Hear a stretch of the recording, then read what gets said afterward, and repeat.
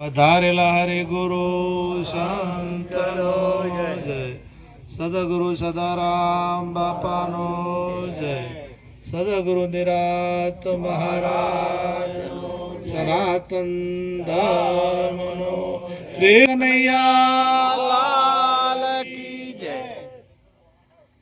આજે પ્રતાપરામ મહારાજના અર્ધાંગની પૂજ્ય બબુમાની પુણ્યતિથિ નિમિત્તે એમના સુપુત્ર બચુભાઈ, કેશાભાઈ, પચાણભાઈ, અશોકભાઈ, અઘરાજી તથા તેમના સમગ્ર પરિવારજનોએ મળીને સુંદર જ્ઞાન યજ્ઞનું આયોજન કર્યું. એમાં પધારેલા પૂજ્ય સંત શ્રી મિયાચંદ મહારાજ ડીસાથી, પૂજ્ય રવજીરામ મહારાજ ડીસાથી તથા જવાનરામ મહારાજ પાલનપુર તથા બાજુમાં વાશીરામ મહારાજ નવા, બાબુરામ મહારાજ ડીસા, પોપતરામ મહારાજ કાકોશી, અહીંયા બળદેવરામ મહારાજ પાદર, જસુરામ મહારાજ ડીસા, નવીનરામ મહારાજ વાગડોદ તથા આપ સર્વ પધાર્યા. ખૂબ ખૂબ ધન્યવાદ. પ્રતાપરાવ મને એમના પરિવારનો એટલો બધો ભાવ કે ના આવવું હોય તો અવરાઈ જાય. ઘણી વખત એવું બનતું હોય કે હું આવવું ન હોય તો આવી જવરાય, કારણ કે ભાવ ખેંચી લાવતું હોય છે અને ઘણા બોલાવતા હોય તો જવરાતું નથી. અને જેનો ભાવ હોય ને ના બોલે તો ખ્યાલ આવી જાય. એટલે આખું કુટુંબ ભાવી કોઈ આપણે આવીએ તો આખા કુટુંબમાં ઉલ્લાસ હોય. આખા કુટુંબમાં તમામે તમામ નાના નાના બાળકો જો તો તમામ તમને જોઈને રાજી રહેશે. અને ઘણી કોઈ જગ્યાએ તમે અડધા ગમતો હોય અડધા ના ગમતો એવું, પણ અમને આખું કુટુંબ આવો પરિવાર ભક્તિ હોય અને આખા કુટુંબનો એક જ ભાવ અને એક રાગ હોય ને એ પરમાત્માને ગમતું હોય છે ને એક રાગ રહેવો ને એ મહા કઠિન છે. આખા પરિવારનો એક રાગ રહેવો કઠિન છે. અત્યારે આ સમય એવો છે કે ભાઈ ભાઈને રીહણા હોય, દેરાણી જેઠાણીને રીહણા હોય, હાહુ વહુને રીહણા હોય, પછી બીજાની તો વાત જ આપણે શા માટે કરવી. એટલે આ સમય એ કેમ આવો છે કે સમજણનો અભાવ. બધી વાતો તકલીફ છે શાનાથી ઊભી થઈ છે? સમજણ નથી. જો સમજણ હોય તો ડખા હોય જ ના. અત્યારે હમણાં યુદ્ધ ચાલી રહ્યું છે ઇઝરાયલ, અમેરિકા અને ઈરાન. આ જો કદાચ સમજણ હોય તો લડાઈઓ થાય નહીં. આપણે જો કદાચ ડખા થતા હોય, આ ત્રાસવાદીઓ ડખા ઊભા કરતા હોય તો એમના સમજણ નથી. સમજણ હોય તો એમ કે એ ઊભું જ કરે જ ના. એટલે સમજણનો અભાવ. ભણ્યા ગણ્યા હાટે સમજણ આવતી કે મોટા મોટા કમ્પાઉન્ડો કરવા વાળા ભણેલા, જે મોટા મોટી બેંકો ખાઈ જવા વાળા, રોડ ખાઈ જવા વાળા, આ જે તે બધું ઊભું ખાઈ જવા વાળા એ કોણ છે? ભણેલા કે. એટલે એકલા ભણતરથી સમજણ આવતી નથી. સમજણની સાથે સંસ્કાર હોય, શિક્ષણની સાથે સંસ્કાર હોય. સંસ્કાર ને શિક્ષણ આ બે પોખો મજબૂત હોય તો સમજણ આવે. અને એ સમજણ સંતો પાસે આવે. સમજણ સિવાય એક રામાયણનો પ્રસંગ છે અને એક વાત એક સરસ સંતોએ કરી કે રેલવે સ્ટેશન એક મહાપુરુષ બેઠા બેઠા રામાયણ બસતા હતા.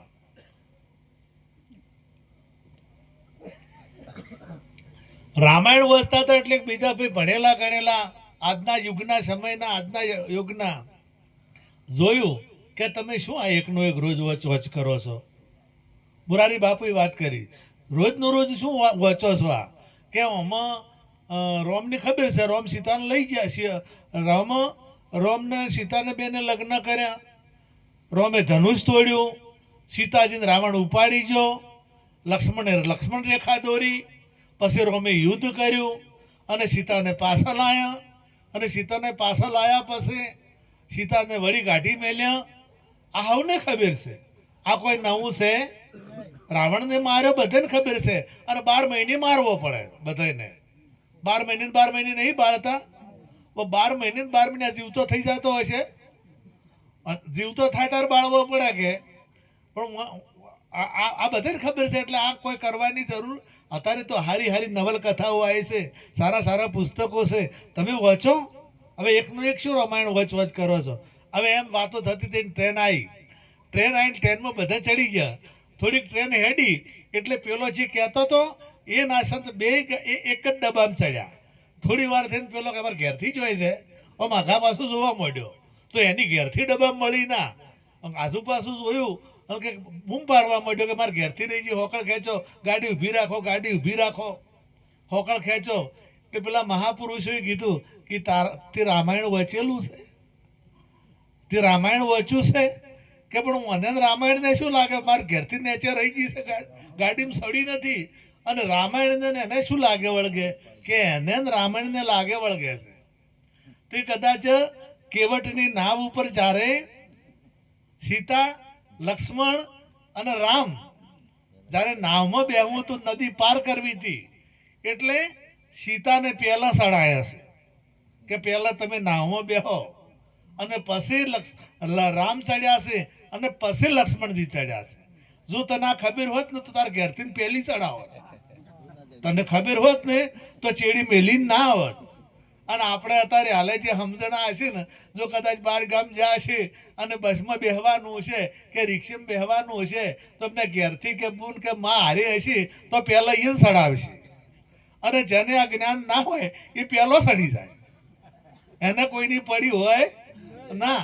એટલે જો આ શાસ્ત્રોમાં આપણે એવી બધી સમજણો એવી કે એમાં એક શબ્દ સમજવા જેવો હોય છે પણ એ ગુરુ મુખ વિના સમજાતો નથી. મહાભારતમાં એવું આવે કે મોહમ્મદ શકુની જાય અને ભેમ ખાય. હવે આવું શક્ય ખરું? પેલો ભેમ ખાય અને મોહમ્મદ શકુની સાજરું જાય. પણ આ સીધું સમજાય એવું વાત હાવ સાચી છે. એમાં એક આવે કે જ્યારે યુદ્ધ થયું ને તારે પેલા હાથી ઉપાડી અને નોશાતા જ હજી સુધી ફરે રહેલા ઉપર એના ખોખા ફરે છે. આ તો પેલા નહોતું મનાતું કે આ તો જૂઠું છે, કારણ કે 18 પેલા હતા ને, 18 પ્રકારના કોડ લાગેલા હતા અને 18 પ્રકારના કોડમાં 18 જે અધ્યાયો હતા 18 એ ભાષામાં ને તો જ 18 પ્રકારના કોડ જોય અને એ ના મોને તો ના જોય. પેલું ના મોન્યું કે આટલી બધી ફરતા હશે તો કે એનો પુરાવો શું? તો થોડી વાર પ્રમાણ બંધ કર્યો તરત બધા પડ્યા હોય વાયરામ ફરતા હતા કે બધે. હવે આ તમને સમજાય એવું છે? આરવી એક પત્નીને પોસ ધણી આ સમજાય એવું છે? આ સમજાય એવું સીધું સમજાય એવું નથી. સમુદ્રનું પાણી ખારું હોય એ ડાયરેક્ટ પીવાય નહીં, પણ વરસાદના રૂપમાં ગરમ થાય, ઉનાળામાં બાષ્પીભવન થઈ અને પછી વાદળ બને ને વાદળમાંથી એનું પાછું વરહે તો મેઠું થઈને આવે અને તારે એ પાણી પીવરાય એવું થાય.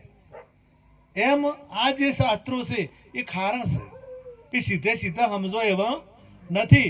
એ સદગુરુ મહારાજના મુખથી સમજાય. એટલા માટે ગુરુ શરણમાં જવું પડતું હોય. ને મહાભારતને ઘણાય ને વાંચે તો એમને મુક્તિ મળી છે. ભાગવત ઘણાય ને વાંચ્યું તો ભાગવત વાંચવાથી કોઈને મુક્તિ મળી છે? કારણ કે જે સમજવાની દ્રષ્ટિ છે એ આપણી પાસે હોતી નથી. આપણે હાથો દાખલો આલો.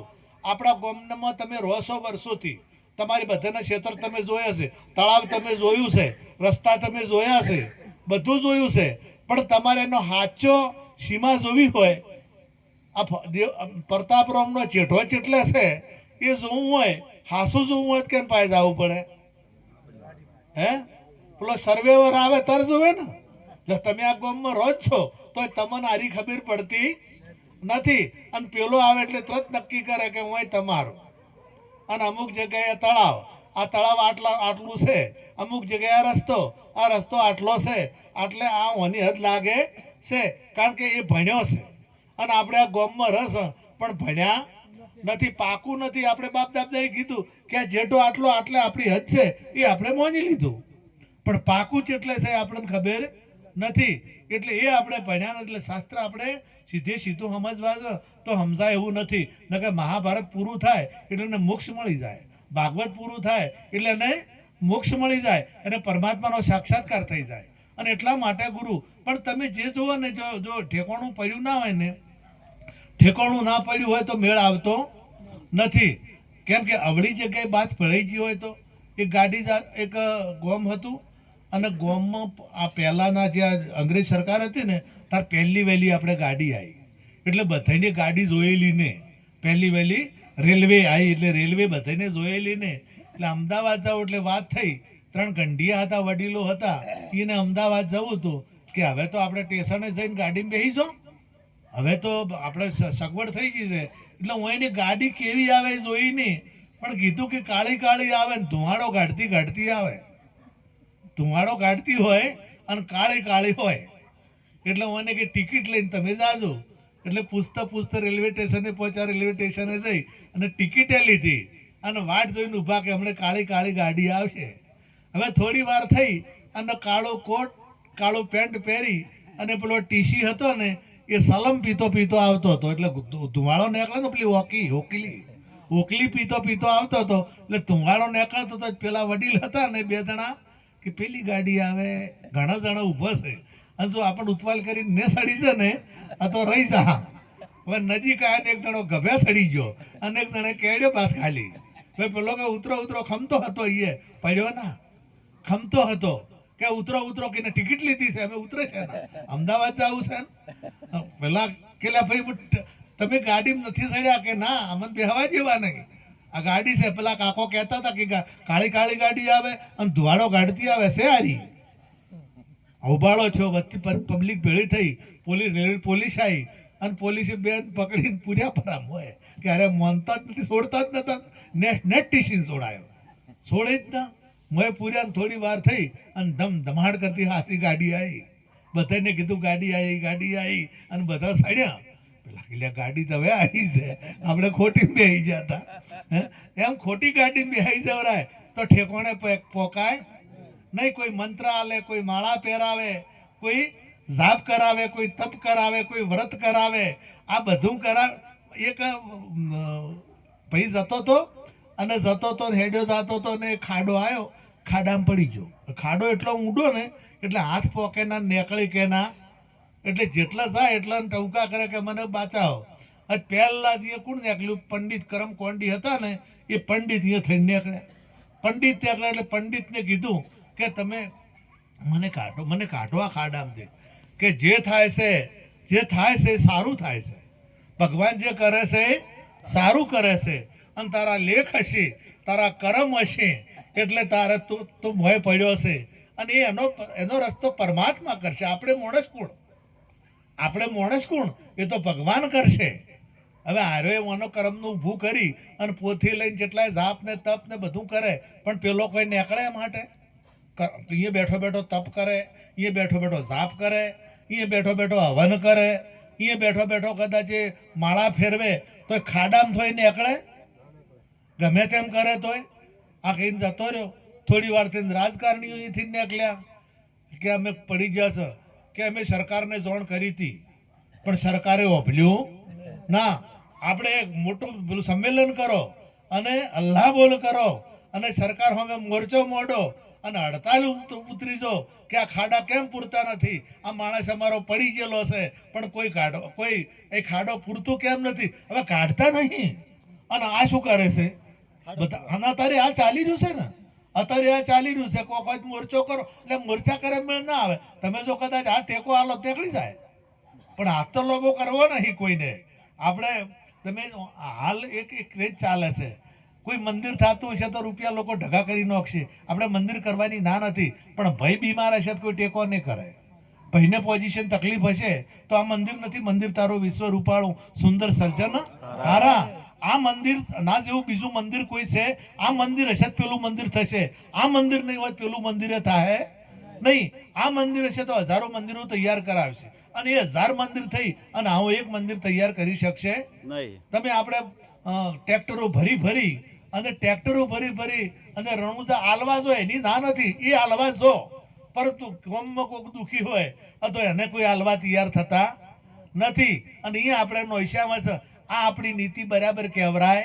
મહારાજે નીતિની વાત કરી, આ નીતિ ના કહેવરાય. તમે અહીંયા હાલતા હો તો પ્રથમ ફરજ બને છે કે આપણા ગામનું કોઈ દુઃખી છે, એ દુઃખીનો તમે હાથ ઝાલો તો એ ભજન કહેવરાશે, એ સાચું કર્મ કહેવરાશે. એટલે થોડી વાર થઈ અને એક સંત નીકળ્યા, ભક્ત નીકળ્યા. એ ભક્ત નીકળ્યા એટલે પેલા બૂમ પાડી કે ભાઈ મને બહાર કાઢો ને. તરત હાથ લોબો કર્યો કે આવજો રા. કોઈ બીજી વાર કરી, તું કઈ જાતનો છે, તું કયા ગામનો છે, તું શું છે, એ કોઈ એમણે પૂછું ના અને તરત કાઢીનો છે કે ભાઈ આ સંતનું કાર્ય છે કે લખ 84 યોનીમાં દરેક જીવાતમાં પડેલો છે. દરેકને દરેક એ લખ 84ની જે યોની છે એ ખાડામાં પડેલો છે. એ ખાડામાં તો બહાર કોણ કાઢે? બીજા કોઈ રાજકારણીએ તમને એ ખાડામાંથી બહાર કાઢશે? કરમકોંડીઓ તમને એ ખાડામાંથી બહાર કાઢશે નહીં. તમને બીજું કોઈ નહીં કાઢે. કેવળ સંત અને જ્ઞાની સંત જે જ્ઞાની હશે, જ્ઞાનીને ઘેર ચાલ, જ્ઞાનીને ઘેર અહીં છે અંધેર ચાલ, જ્ઞાનીને ઘેર. હવે જ્ઞાની આપણે કેને માનસ?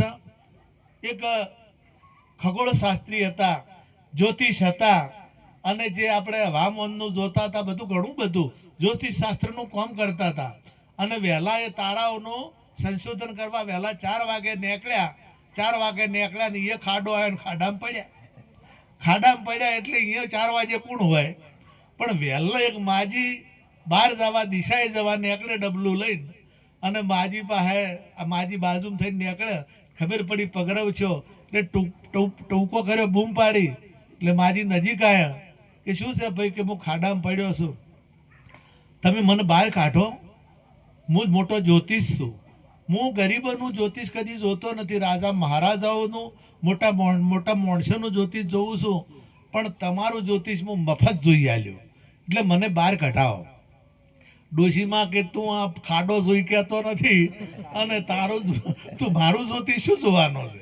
આ તને ખાડો દેખાતો નથી અને તને મારું જ્યોતિષ તું તારી શક્તિ, મારું જ્યોતિષ જોવાની તારી શક્તિ નથી. અને તાર ગમે તેવો જ્યોતિષ છે તો તમારું જ્યોતિષ જોઈ શકશે?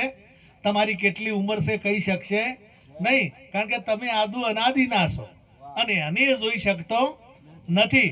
તમને કેવળ તમારા સદગુરુ મહારાજ તમને પ્રાગટ્ય કરાવશે કે તમે કેવા છો, તમે રૂપાળા છો કે વગરના છો, તમે નાના છો કે તમે મોટા છો, તમે મોટા છો કે નાના છો, તમે અસીમ છો કે તમે સસીમ છો, તમે ખંડિત છો કે અખંડિત છો, તમે કેવા છો, તમારું સ્વરૂપ કેવું છે? એ તમારા સ્વરૂપનું આ બધું માણસને સમજાય છે, પણ પોતાનું સ્વરૂપ સમજાતું નથી. હું ક્યાંથી આવ્યો છું, મારે ક્યાં જવાનું છે અને હું કોણ છું? આ જ મુખ્ય વાત છે. બધા શાસ્ત્રો, બધા વેદો અને બધા પુરાણોની આટલી જ વાત સમજવા જેવી છે. આટલી વાત સમજાઈ જાય તો પરમાત્મા સમજાઈ જાય. હજી સુધી આપણે ભજની કે બાકી છે અને મહારાજ પણ બાકી છે. એટલે હું આટલું બોલી મારી વાણીને વિરામ આપું. સદગુરુ